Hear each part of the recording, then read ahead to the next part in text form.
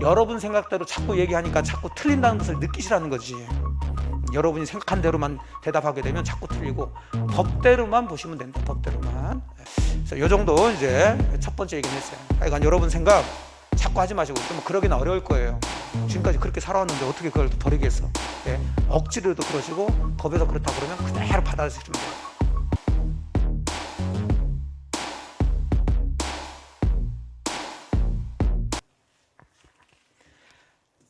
자, 갑이라는 사람이 자기 주택을 을한테 예를 들어서 5억에 팔고요.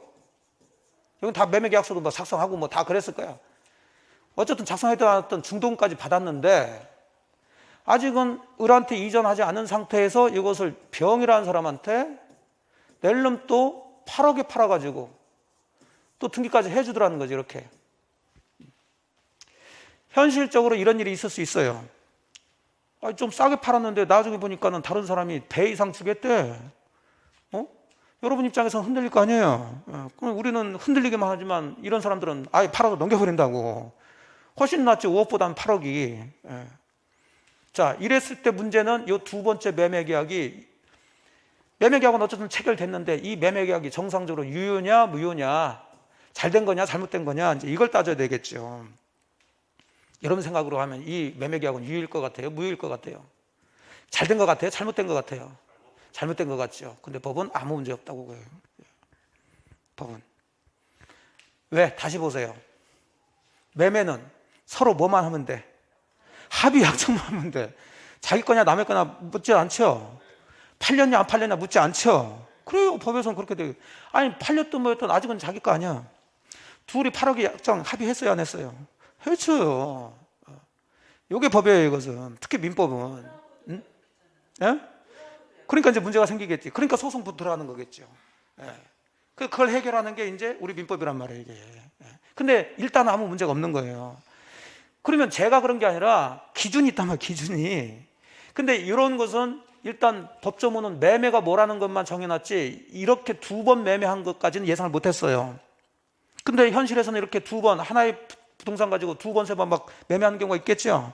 그러다 보니까 이제 소송 붙겠지. 얘가 빨리 내놓으라고 그러고 얘는 무슨 소리야, 난 정상적으로 샀으니까 나 등기, 이렇게 다투니까 소송 들어와서, 자, 판례가 이중매매라는 것은 이런 걸 이중매매라고 그래요. 하나의 주택에 매매가 이중으로 돼 있으니까 특히 이제 두 번째 매매가 문제가 되는 거지. 이게 유효냐 무효냐에 따라서 이 사람이 소유권 취득하느냐 못하느냐 이 문제인데, 자, 이중매매는 사적 자체의 원칙 및 자유 경쟁의 원리사항 그랬는데, 자, 이 사적 자체라는 것은 다른 게 아니라 사적으로 스스로 결정하라 얘기해요. 무엇을? 계약을. 이걸 계약 자유의 원칙이라고 그러는데,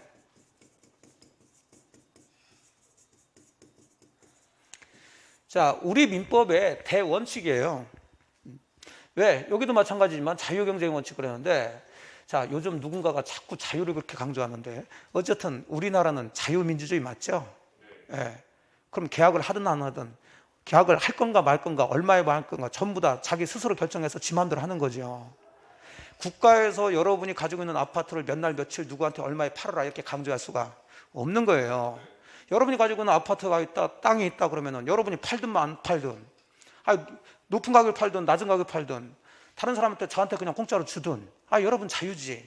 국가는 관여를 못 하는 거예요. 그 민법이 그래요. 민법은 국가에서 관여하는 게 아니에요. 그래서 민이에요. 민, 백성민. 예, 개인과 개인끼리 조금 이따 얘기하겠지만, 그러면 갑이라는 사람은 을한테 팔았지만 아직 이전해줬어요 안 해줬어요? 안 해줬지만 더 비싼 가격으로, 자유경쟁이니까 더 비싼 가격으로 샀겠다는 사람이 있으니까 팔았다는 얘기지. 아무 문제가 없단 말이에요. 그래서 자, 유효 일단 유효지만 이걸 그냥 방치하게 되면 여러분 느낌에서도 뭔가 문제가 되겠죠. 그러면 그럼 얘한테도 매매했고 얘한테도 매매하고 그럼 다른 사람한테 또 10억에 또 매매하겠네? 예. 이럴 수 있으니 이제 제한을 두는 거예요. 왜? 자유는 무한정으로 놔두면 방종이 되죠. 그래, 기본은 자유지만 요만큼 안에서 자유롭게 하라고 테두리를 잡아주는 거예요. 그 테두리가 이제 요 반사회적이라는 얘기인데, 계약도 적당히 해야지 반사회적인 어떤 행동을 하면 안 된다. 그러면 그 반사회적인 게 어떤 거냐? 자, 갑이라는 사람은 을한테 먼저 5억에 팔겠다고 매매 계약을 했죠. 그 매매계약은 아까 말한 것처럼 약정이니까 약속이에요, 약속. 그렇죠. 그럼 약속은 사실 지켜야 되는 건데 얘는 지금 을한테 소유권 이전해 줄 의무가 있는데 그 약속을 안 지키고 다른 사람한테 팔아서 아예 등기를 해줬으니까 을의 입장에서는 배신 때린 거죠. 그것을 여기서 배임행위라고 그래요. 매도인, 갑의 배임행. 근데 얘가 배신 때린 것만 가지고서는 반사회적이 아니라고 보는 거예요. 그건 니들 둘이 해결할 문제고, 얘가 배신 때리는데 거기에 병이라는 사람이 적극 개입을 한 거예요. 이게 문제가 되는 거예요. 왜냐하면 자 이런 상황이겠죠. 갑이 지금 을한테 5억에 팔아서 중도금 정도까지 받고 있었는데, 그럼 나중에 이제 잔금 줄 때 잔금 받고 소유권 넘겨주려고 이제 하고 있었는데, 병이라는 애가 와가지고 이 부동산 너무 얘가 갖고 싶은 거예요. 그래서 야 좀 팔아라 그랬더니 갑이 이미 을한테 팔렸다. 그럼 병은 이 부동산이 을한테 팔렸다는 걸 이미 알고 있죠. 근데 알고 있는 정도는 안 되고 알았음에도 불구하고, 그러면 우리는 보통 알았으면 팔렸어, 어쩔 수 없네 하고 포기할 거 아니에요. 요놈이 자꾸 권유를 하는 거예요. 가서 응? 야 좀 나한테 좀 팔아, 한 6억 정도 줄게. 야 내가 이미 옛 사람한테 팔았는데 어떻게 6억이냐. 그 다음 날 가서 또 가가지고 7억이면 어떻게. 이 사람은 가만히 있으려고 그러는데 자꾸 가가지고 권유하고 요청을 해가지고 이 사람이 드디어 8억 준다고 그러니까 마음이 흔들렸다는 거지. 그래서 이렇게 매매 계약을 했으면, 자 아무리 자유경쟁이라 하더라도 이런 식으로 이미 팔린 걸 알면서 적극적으로 가담해서 이 사람을 배신시키게 하는 것까지 이건 인정해주지 않겠다는 거죠. 네, 국가에서는. 그래서 이런 적극 가담 행위로 이루어진 매매는 반사회적 행위로 이건 무효가 된다라고 기준을 잡아준 거예요. 자, 이해되시죠? 자, 그러면 이제 여기서 그래서 이게 문제거리가 되는 거예요. 이게 아까 제가 말씀드렸던 한 개 테마 중에 오늘 제가 여러분들한테 전달해 드릴 이중매매 문제예요.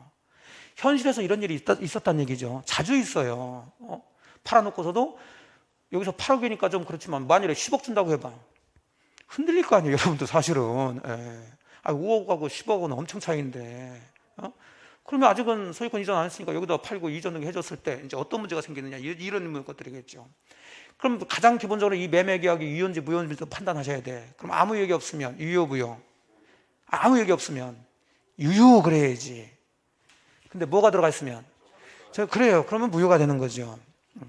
이게 뭔 얘기냐면, 제가 아까 우리 객관식은 정답 고르는 게임이라고 그랬죠. 객관식 시험하고 주관 시험이 다른 게, 주관 시험은 백지를 주고서 써보라는 얘기니까 본인이 모르면은 한자도 나갈 수가 없죠. 객관식 시험은 이걸 내려면 이 내용들을 써줘야 된다고요. 그럼 써준 것 중에서 많은 힌트들이 그 안에 있어요. 만일에 이중매매가 유효냐 무효냐를 물어본다 그러면은 여러분들은 써줄 거 아니에요? 이 문장 속에서 뭘 찾아내면 될까요? 이거 찾아내면 돼. 이게 있으면 뭐고요? 무효고, 이게 없으면 유효지. 이걸 다 쓸 이유가 없지, 여러분들이. 객관시험은 그런 거예요. 그러니까 굉장히 요령껏 들어가면 이 객관시험은 잘 모르더라도 가서 맞출 수가 있는 게 굉장히 그런 확률이 높은 게 객관시험이라고요. 근데 그런 걸 생각하지 않고 그냥 알아야 된다는 생각만 하시고 공부를 하시니까 지금 보신 것처럼 여러분이 생각한 것과 전혀 다른 것을 여러분 걸로 만들려면 얼마나 시간이 많이 걸리겠어요. 그러니까 공부만 하다가 점수 안 나오고 가셔서 시험장에 들어가시는 거예요. 어느 정도 그냥 되면은 막 푸셔야 돼. 그러면 돼요. 왜? 다 써주는 거예요. 그러니까 이런 걸 자꾸 풀다 보면 이중매매 나오면 이제 여러분 머릿속에 이제 뭐부터 생각할까요? 그럼 적극가담부터 생각되겠지. 그럼 문장에서 적가담이 있나 없나 이렇게 찾는 거지, 이제 써준 것 중에서. 그럼 없으면 유효구나, 있으면 이거 무효야, 이렇게 판단하고 들어가시는 거니까. 그러면 유효일 때도 있고 무효일 때도, 하나의 계약이 유효일 때도 있고 무효일 때도 있다는 얘기잖아요. 그러니까 이제 법률 강의 복잡해지는 거지. 그러니까 막 출제를 하는 거예요. 그럼 어떠냐? 이게 기출 표시예요. 이게 나왔던 거. 그러니까 작년까지 나왔어요. 올해 안 나왔습니다. 33회.